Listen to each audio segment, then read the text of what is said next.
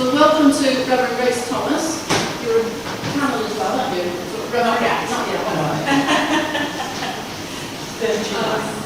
Grace is the Environmental Officer for the Diocese of Manchester and an incumbent in Clifton. No. I'm at the cathedral. I'm a missionary. You're right, okay. I've got that bit wrong as well. So would you like to come on, Grace? I've got some questions for you. That's fine. So tell us a bit about yourself. Okay. So yeah, I'm Grace. It's great to be here. I am a missionary at the cathedral, Manchester Cathedral, and there's a funny church law that means that you can't be, although I've been appointed in the canons post there, you can't actually be a canon unless you've been ordained 6 years. So on the 3rd of July I become a canon, so that's... So before then I was in Clifton, so you're right, I was half-time incumbent at 2 churches in Clifton in Salford, and I also taught and still teach theology at a local theological college. But I have a big passion, I have 2 big passions really. One of them is environmental care, creation, and the other one is inclusion, and our churches being places where everyone feels welcome. And those are the 2 things that really sort of power me on in my ministry. Thank you. So tell us about a time you've seen God working. So I think I can think of hundreds of times. But what I'm going to go. So I've been at the cathedral now for 8 months, and just this kind of worship is very much where I come from, and so going to the cathedral is quite different. But one of the things that's been wonderful as a missionary is that I've been discipling people, welcoming people, hopefully bringing new people to faith, or God has been using me to encourage. And what's been absolutely fantastic is that last week was Easter, and on Easter Eve we did a baptismal confirmation service for 8 young adults, all between the age of 25 and 35. Some of whom were baptised and confirmed, some of them were confirmed. All of whom had very different journeys, some of whom were very, very new to faith. And for me, just seeing how God is working in them and seeing how much they are getting from that faith and getting to know who Jesus is just wonderful, and it's such a joy for me. Thank you, Grace. I'd like to pray for you just before we start. Father, be with Grace as she talks to us. Help her words to be your words and to give us your message about God's authority and what we'll do with our portion. Amen.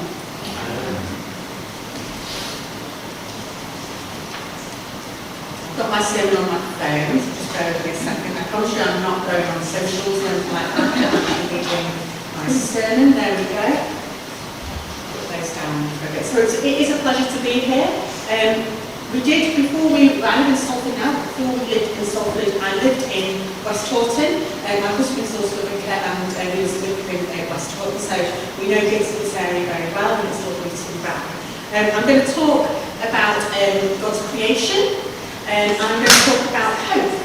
I really want to talk about hope because Reverend Jill mentioned earlier about how things can feel so big and so difficult at the moment. And what I want us to leave us with is a message of hope that hopefully inspires us to go on.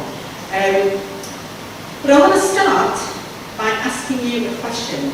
I'm going to see if which way this works.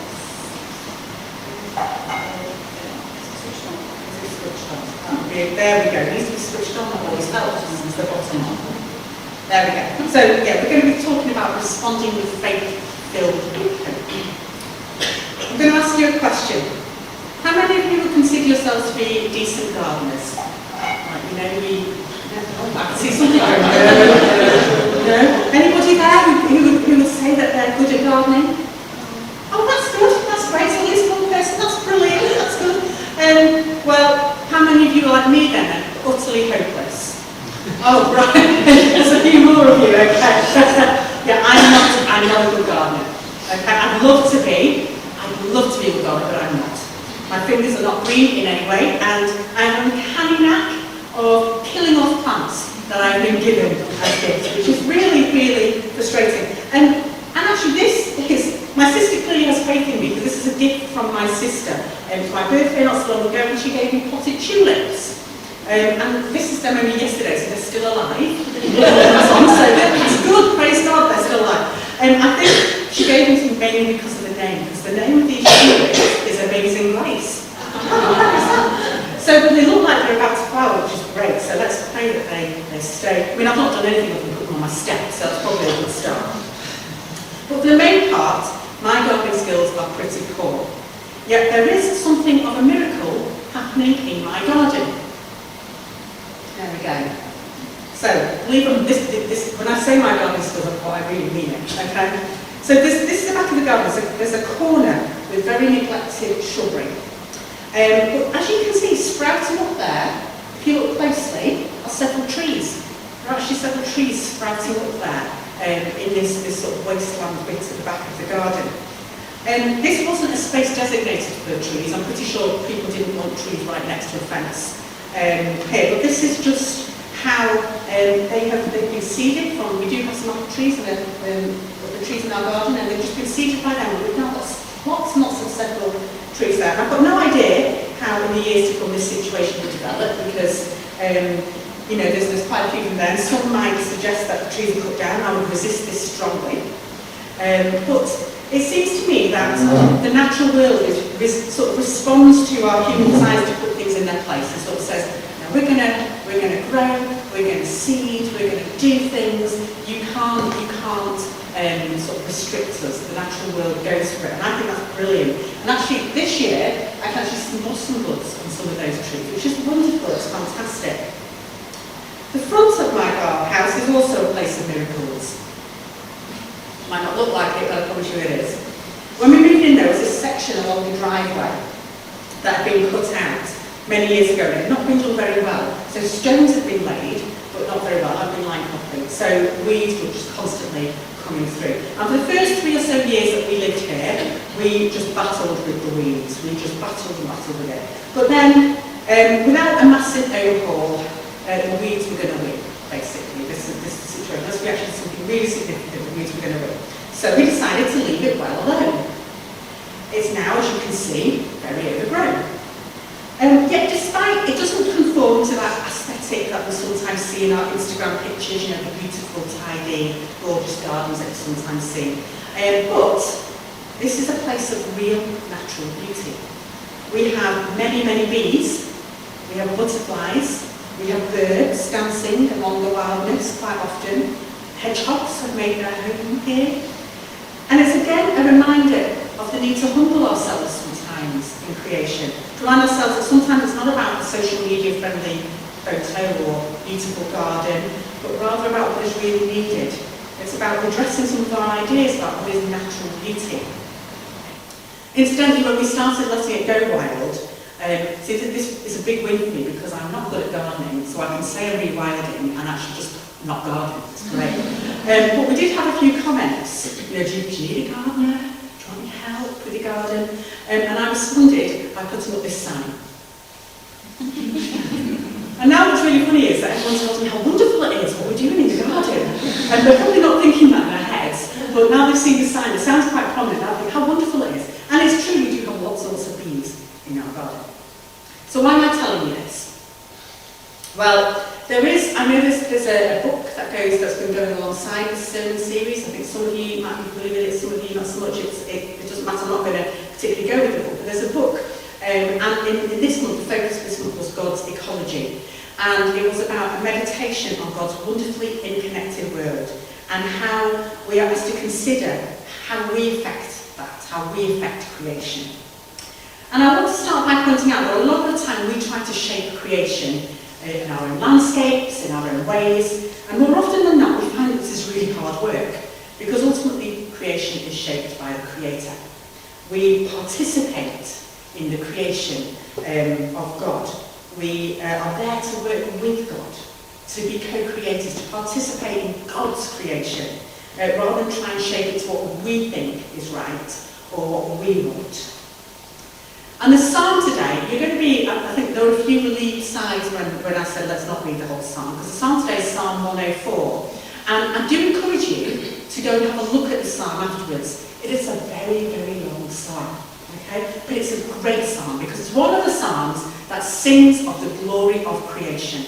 It's wonderful. And the psalmist here reminds us who the Creator is. So I've got a few words from Psalm 104. You stretch out the heavens like a tent. You set the earth on its foundations, so that it shall never be shaken.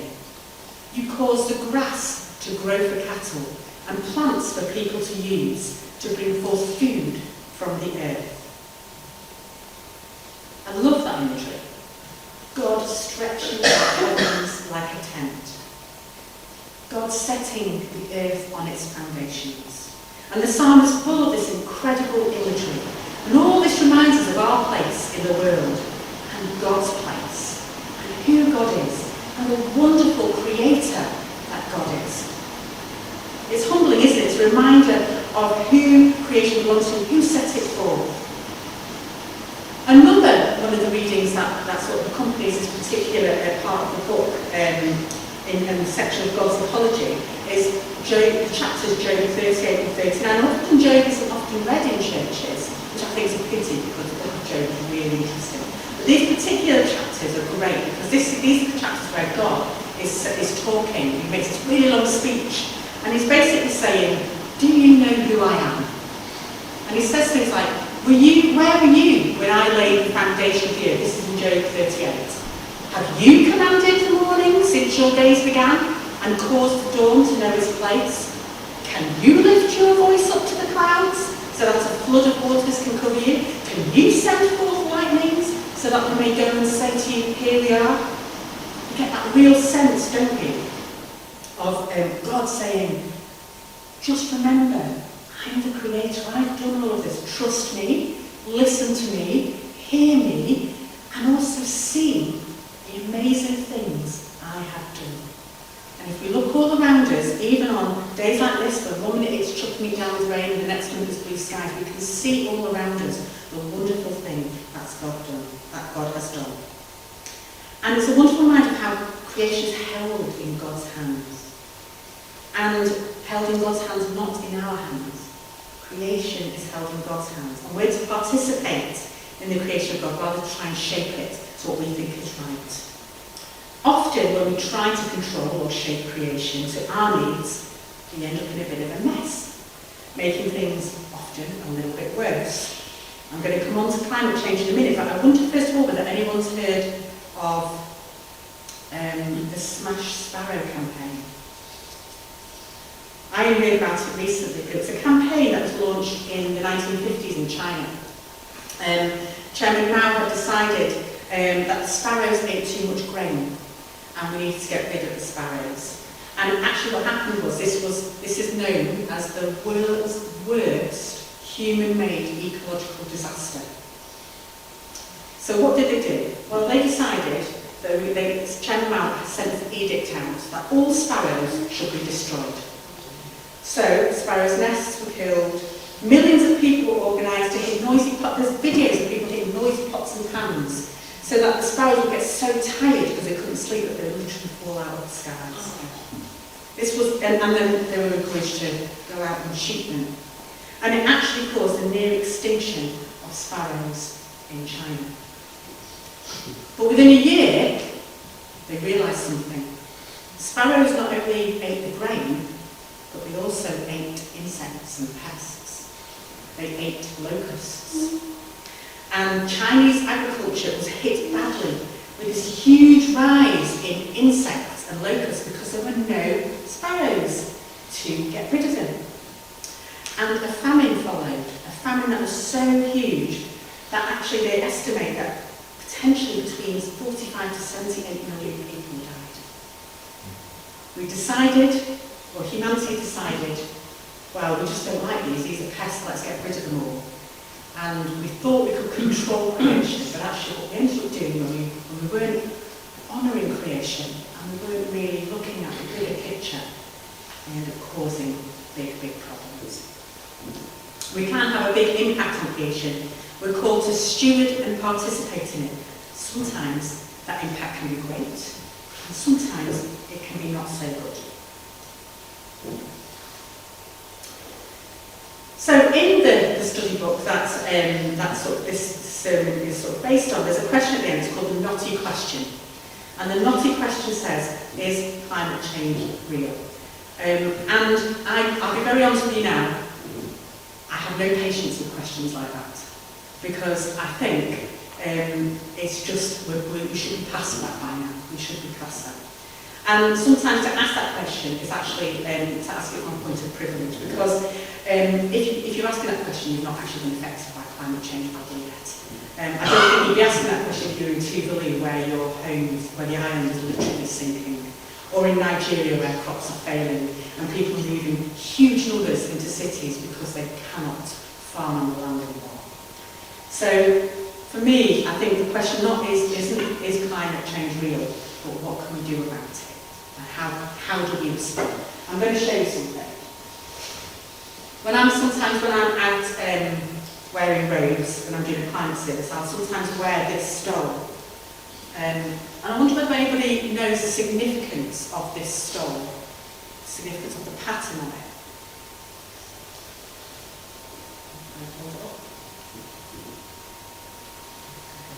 Any guesses? I'll tell you. To do with temperature. Sorry? To do with temperature. It's to do with temperature. That's brilliant. This is actually, starting here, this is the average yearly temperature for the past 100 years. And we're down, this is a couple of years old now. So, but you can see, can't you? You can see what's happening to the average yearly temperature over the last 100 years.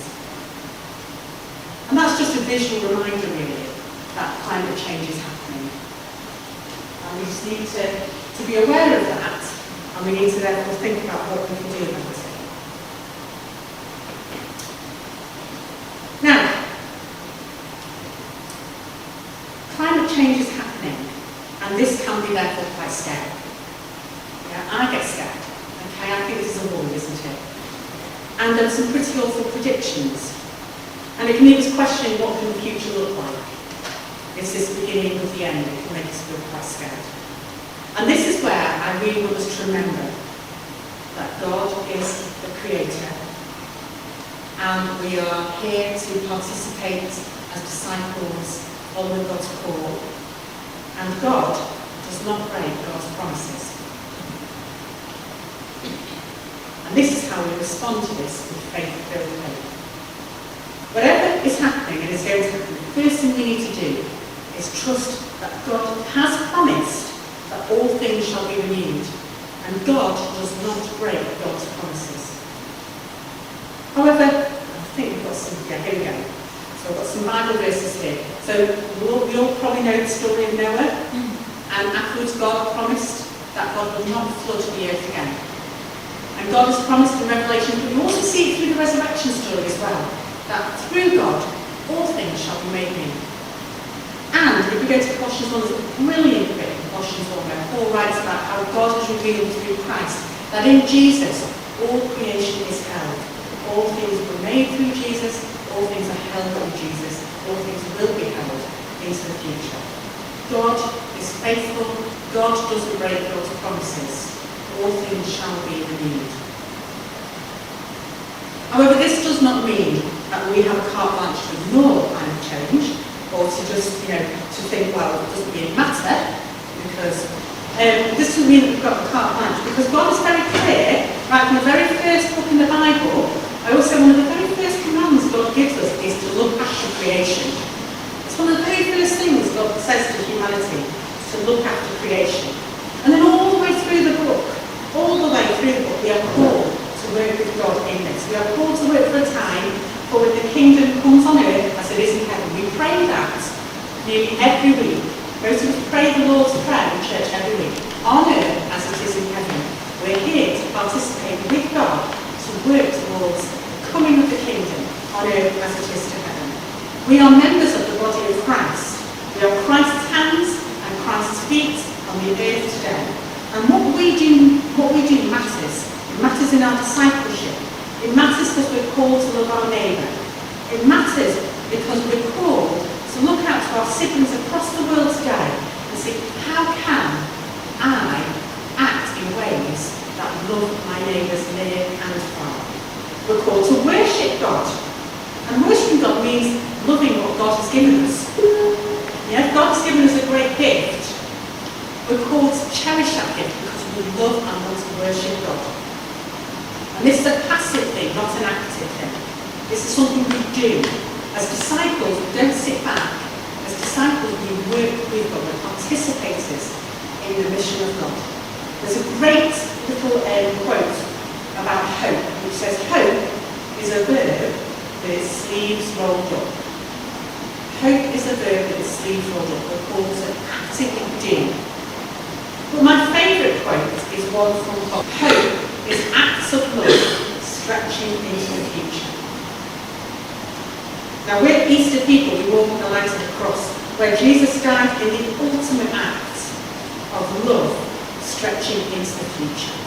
And we are called to be Christ-like, to perform acts of love that stretch into the future, to care for the world that God created, so that those in the future have the treasures that we have been blessed with. So when God asks us, when we're thinking about where we're called, one of the things we're called to do is to act, and to do acts of love that stretch into the future. Now those acts can be all kinds of things. There can be all kinds of things. They can be reducing our carbon by turning off our lights, turning down our thermostat by one, maybe not buying as much, maybe walking one time or taking a bus instead of driving. All these things, they may seem like small acts, but they're all acts of love stretching into the future. They're part of our discipleship. They're part of the way in which we respond and show that we love God's creation. The Psalm 104, ends with these words. I will sing praise to my God as long as I live. May my meditation be pleasing to him as I rejoice in the Lord. Let us sing praise about God's wonderfully interconnected world. Let us act in loving discipleship, considering how it is that we can act so significantly in the world that God has created. Let us look to participate in the way that God has called us to, seeking to repair the damage that we have caused. And let us always be striving to act in a Christ-like way, revealing the hope of God's promise with acts of love that stretch into the future. So I brought with me some wildflower seed balls. Okay, there's 100 in here, so you can probably take 2 each. They won't last much, they could be a start. And you can take these and you can just throw them in your garden, or you can put them in a pot, or you can get some other seeds. But just planting seeds, just doing something like that is an act of love which stretches into the future. It's a way of participating in God's creation. So we're going to put them at the door there. Please do take some. Otherwise I'll just get chucked on my front garden, which is fine, but it'd be nice if they were spread around Bolton too. So do take these with you. And as you're doing that, as you're taking them, maybe reflect on the other ways in which you can act in ways that stretch love into the future, that show that promise of the hope, that show that we are disciples, that believe that we are working with God to become the kingdom. Hope rests in the promise of a faithful Creator God who holds all of creation. And this call to discipleship compels us to act in hope, to participate in the ongoing gift of creation that shows that we love this gift that God has given us. So, whether you have a messy garden, whether it's that you take, the bus instead of driving on there, whatever it is doing, let us think about how we can be people of hope in God's ecology, how we can do those small acts that stretch love into the future and participate in creation in the way that God has called us to. Take one of these on your way out. But in the meantime, let's just have a moment where we just think about the ways in which we can do our acts of love as disciples of Christ that stretch that love into the future to bring hope in a world that feels at times quite challenged.